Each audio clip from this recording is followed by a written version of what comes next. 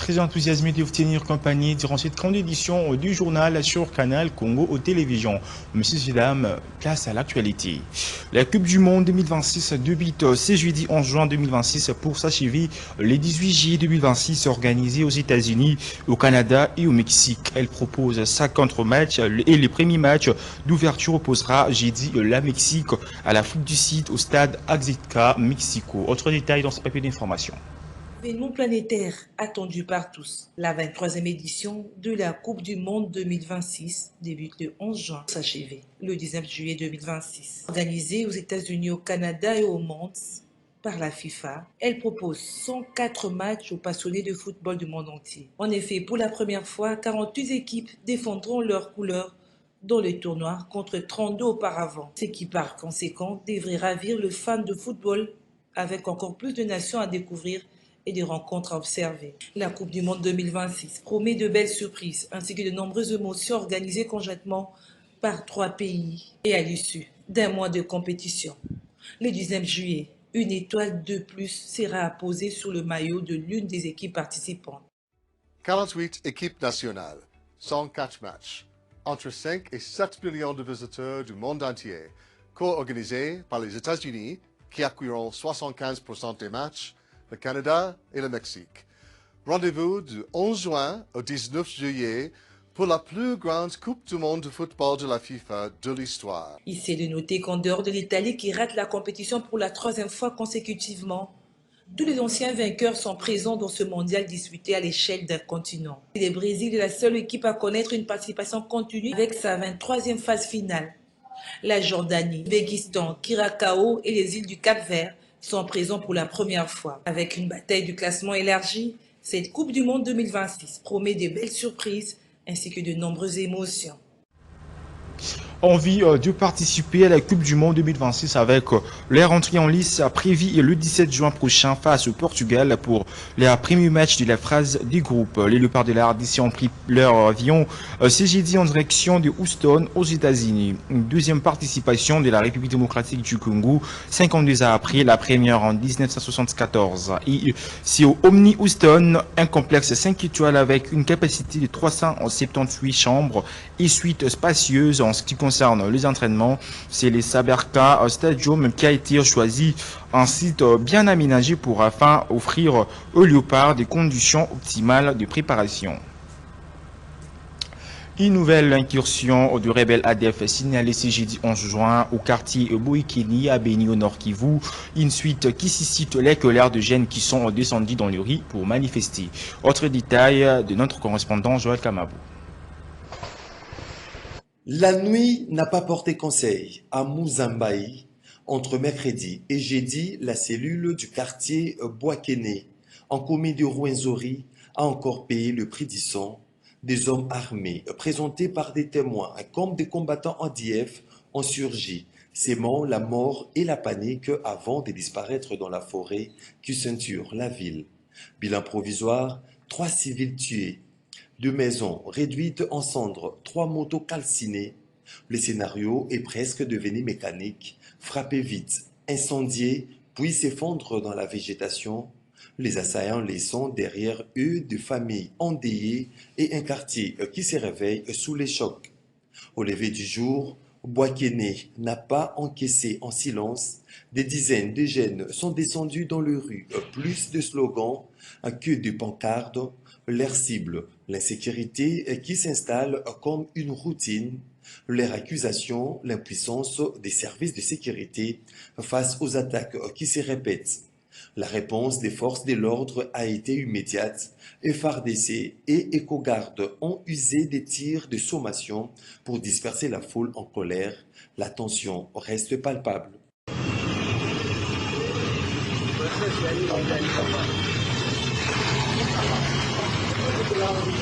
Ces raids n'est pas isolé, il survient à peine 10 jours après le massacre d'Engadi, où près de 20 personnes ont été tuées, dont plusieurs membres de la communauté pygmée. 2 coups durs en moins de 2 semaines, des quartiers endeuillés. Entre Muzambaï et Ngadi, c'est tout Beni qui retient son souffle. Les habitants ne parlent plus seulement deuil, ils parlent d'abandon Ils réclament de mesures concrètes, visibles, pour que la forêt voisine cesse d'être un sanctuaire et que l'air nuit redevienne de nuit.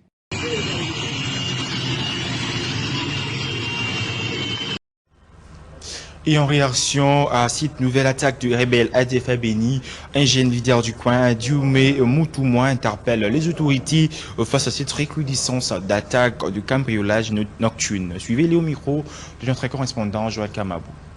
Face à la recrudescence des cas de massacres à répétition, des criminalités urbaines, des cambriolages nocturnes, des attaques des maisons des civils à ville de Béni, nous déplorons la compétence au niveau des autorités de l'état de siège.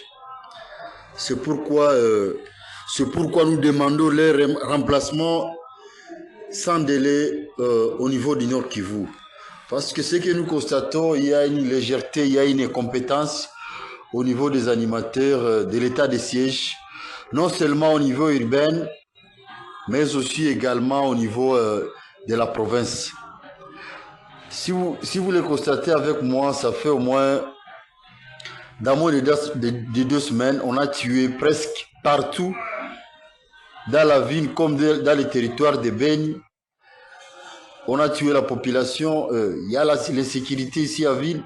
C'est pourquoi nous demandons le remplacement des animateurs de l'état de siège, comme on l'a fait aussi dans la province voisine de l'Ituri, qu'on puisse essayer de permettre d'abord des animateurs de l'état de siège au niveau de la province du Nord Kivu. L'Organisation internationale de défense des droits humains et de l'environnement Global Witness affirme dans un rapport publié le 10 juin 2026 que du coltan extrait dans la zone minière de Rubaya au Nord Kivu aurait intégré des chaînes d'approvisionnement internationales après avoir transité par le Rwanda. Les détails dans ces papiers. Rapport. L'Organisation internationale de défense des droits humains et de l'environnement Global Witness affirme que du coltan extrait dans la zone minière de Rubaya au Nord Kivu aurait intégré des chaînes d'approvisionnement internationales après avoir transité par le Rwanda. Selon cette enquête menée durant près d'1 an, au moins 5 des principaux exportateurs rwandais de coltan auraient acheté du minerai provenant de zones sous contrôle ou sous influence de groupes armés opérant dans l'est de la République démocratique du Congo. Exportateurs rwandais pointés du doigt. Le rapport cite notamment les sociétés africaines Panthers Resources, Sunrise Metal Company, Boss Mining Solutions, Kanjamin et Philper Trading Minerais. Parmi les entreprises soupçonnées d'avoir acquis du coltan provenant de Rubaya, d'autres opérateurs, dont Space Mining, sont également mentionnés dans l'enquête. Global Witness estime que cette situation met en évidence les limites persistantes des mécanismes de traçabilité et des diligences raisonnables censés garantir l'origine légale des minéraux dits 3T, tungstène et tantal. L'organisation considère que certains systèmes de certification n'ont pas permis d'empêcher l'intégration de minéraux à risque dans les circuits commerciaux internationaux. Mais au-delà du Rwanda, le rapport décrit une chaîne d'approvisionnement reliant exploitateurs, négociants, fonderies et industries utilisatrices des tatalans, un métal essentiel à la fabrication de composants électroniques. Global Witness soutient que du coltan ici de Rubaya pourrait avoir atteint de transformateurs et fabricants dans les secteurs de l'électronique, de l'automobile et des technologies avancées. Dans ce rapport, Global Witness appelle les autorités rwandaises à renforcer le contrôle contre les contrebandes de minerais et à empêcher l'entrée sur leur territoire des ressources issues des zones de conflit. L'organisation recommande également aux autorités congolaises de renforcer la surveillance des sites miniers et de publier davantage des données sur la production minière. Elle invite par ailleurs les négociants, transformateurs et acheteurs internationaux à suspendre leur approvisionnement en tatal provenant du Rwanda tant que l'origine du minerai ne peut être vérifiée de manière robuste et indépendante. Début ce jeudi 11 juin 2026 du test national des sélections et d'orientation scolaire et professionnelle TENASOSP édition 2026 sur toute l'étendue du territoire national. Au moins 1 634 905 candidats y prennent part. Divine Kabouma nous en parle dans ses reportages. 654 905 candidats ont participé à cette édition 2026 du TENASOSP, répartis sur l'ensemble du territoire national ainsi que dans les centres hors frontières. Ces chiffres représentent une augmentation de plus de 65 000 candidats par rapport à l'édition précédente. Aujourd'hui, j'ai fait le TENASOSP et je suis sûr et certain de réussir, même si j'ai un peu la frousse, mais j'ai confiance à ce que les professeurs nous ont appris. Je dis d'abord merci à notre préfet David et tout le monde. On est venu ici pour faire le TENASOSP et à la fin on attend une réussite. L'examen TENASOSP. On a besoin de réussite. On a bien étudié, on a bien organisé. Aujourd'hui, on va passer l'examen de TENASOSP et j'espère réussir au moins avec 80%. Et aussi avec le bon Dieu qui va nous aider à réussir les épreuves. Le TENASOSP constitue une étape importante dans le système éducatif congolais en permettant d'orienter les élèves vers le filière scolaire et professionnelle adaptée à leurs aptitudes et à leurs ambitions. Au Nord Kivu, les coups d'envoi du test national des sélections et d'orientation scolaire et professionnelle édition 2026 a été donné jeudi 11 juin à Beni. C'est Priska Luanda Kamala, coordonnatrice principale du gouverneur militaire du Nord Kivu en charge de l'éducation, qui a lancé les épreuves. Au total, 112 529 finalistes des écoles publiques et privés participent à ces tests dans la province. Suivez Priska Kamala au micro de notre correspondant Joël Kamabou. Je rends les hommages les plus déférents au premier éducateur de la RDC, le président de la République et chef de l'État, Félix Antoine Tshisekedi Tshilombo, qui ne ménage aucun effort pour l'épanouissement intégral et harmonieux de l'enfant congolais. Son souci ardent est de doter à chaque élève un bagage de connaissances qui lui permettra d'être utile à lui-même, à la nation congolaise et à l'humanité tout entière.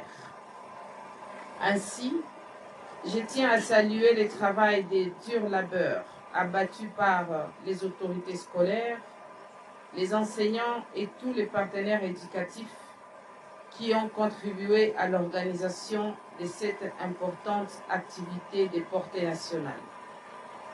Leur dévouement témoigne de la volonté commune de promouvoir l'éducation de qualité et de valoriser les potentiels de chaque élève. Particulièrement, le gouvernement provincial du Nord Kivu reconnaît l'appui du partenaire UNICEF pour avoir facilité les transports des malles contenant les items depuis Kinshasa jusque dans les 35 sous-divisions de la province du Nord Kivu. Pour cette édition, les listes opérationnelles de nos 3 provinces éducationnelles renseignent que les statistiques des candidats inscrits s'élèvent à 112 529, dont 58 496 filles, soit un taux de 52%.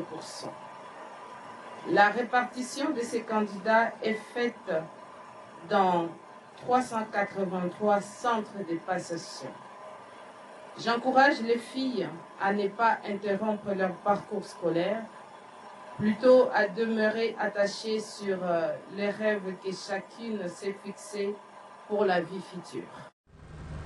Les syndicalistes africains s'organisent. L'annonce a été, bien sûr, l'annonce de la mise en place d'une grande plateforme dénommée Union des syndicats de l'Afrique continentale, USAC, a été annoncée ce jeudi 11 juin par son président Jean-Fidèle Boyo. Son objectif est de s'organiser pour pousser l'Union africaine à un développement intégral d'Afrique. Suivez-les au micro de Doudou Montiri et de Moron Djambé. Nous annonçons à l'opinion nationale et internationale qu'à ce jour, nous avons une grande organisation ou plateforme dénommée Union des syndicats de l'Afrique continentale, USAC en sigle. Ici, il est question de s'organiser en tant que syndicat d'Afrique pour pousser l'Union africaine à un développement intégral d'Afrique. Et surtout que sur le plan international, il y a une dynamique de droit international et de politique aussi internationale. Et l'Afrique n'est pas épargnée de tout ce qui se passe. Raison pour laquelle nous, en tant que syndicalistes, nous avons pris l'option de nous organiser dans l'ensemble continental pour exactement voir ensemble comment nous pouvons accompagner l'Union africaine pour le développement intégral du peuple africain. Alors, nous devons souligner ici que le siège de cette organisation, ici à Kinshasa, République démocratique du Congo, et dont je représente comme président de la plateforme, eh bien, nous estimons qu'avec l'appui, l'accompagnement de notre peuple africain, dans une pensée panafricaine, nous irons jusqu'à l'atteinte des objectifs, c'est-à-dire que le développement global continental. Et prenons connaissance de ces communiqués qui viennent de nous parvenir.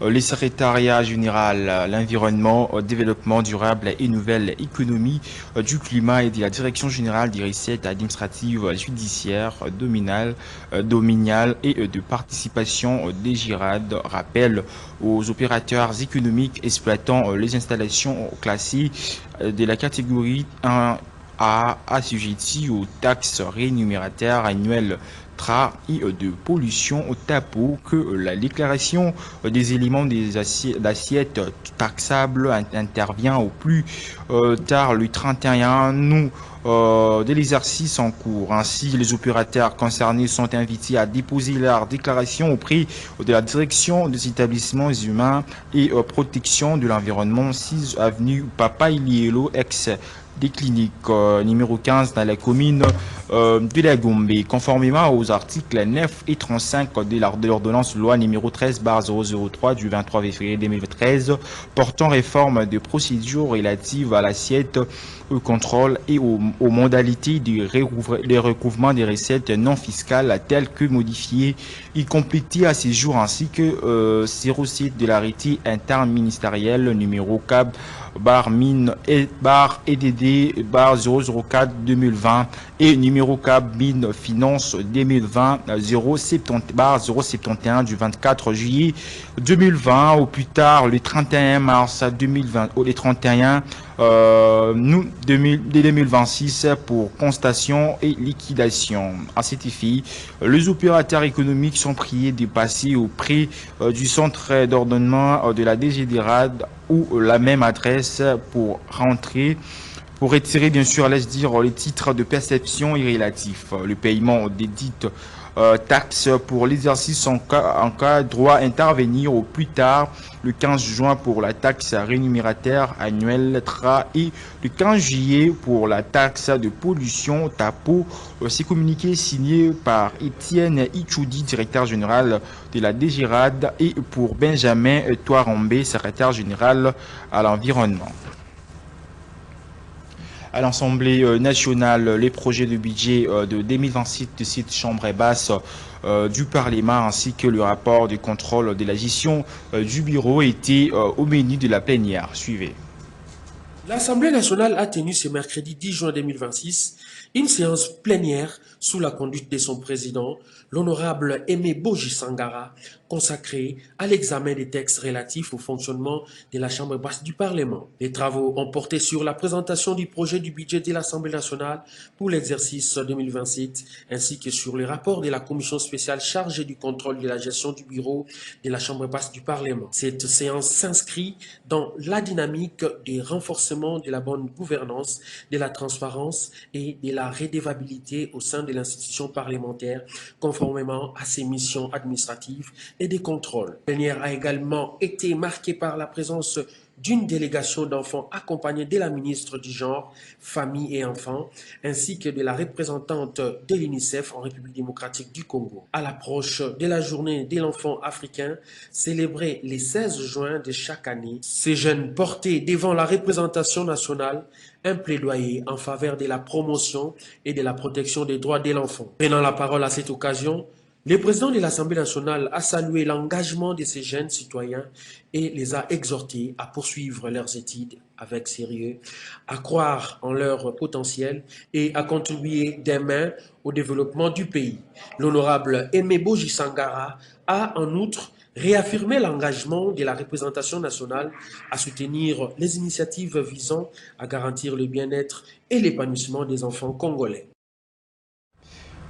Bien. Lors de la 1119e séance du Conseil de sécurité tenue le 10 juin 2026, a été consacré au débat public de haut niveau organisé par les Colombiens sur le thème « Faire progresser les solutions politiques au Moyen-Orient, médiation et dialogue pour une paix durable ». La République démocratique du Congo a réaffirmé bien sûr les solutions politiques demeurent la seule voie crédible vers une paix durable. Suivez.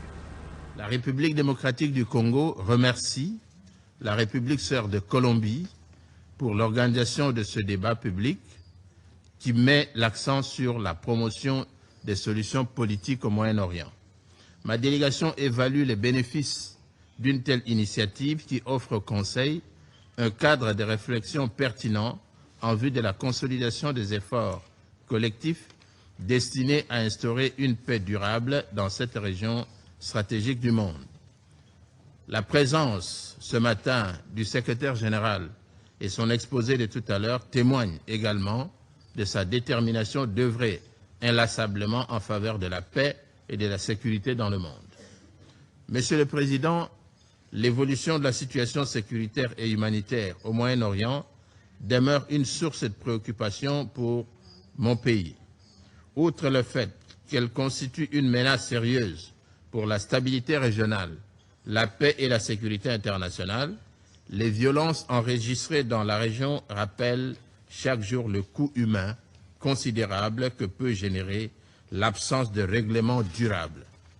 Les populations civiles continuent d'en payer le lourd tribut, tandis que les répercussions de ces crises se font sentir bien au-delà de leur champ immédiat à travers notamment les différentes perturbations générées sur les chaînes d'approvisionnement, les marchés énergétiques et la sécurité alimentaire, des enjeux qui affectent directement de nombreux États, y compris ceux du continent africain, dont la République démocratique du Congo.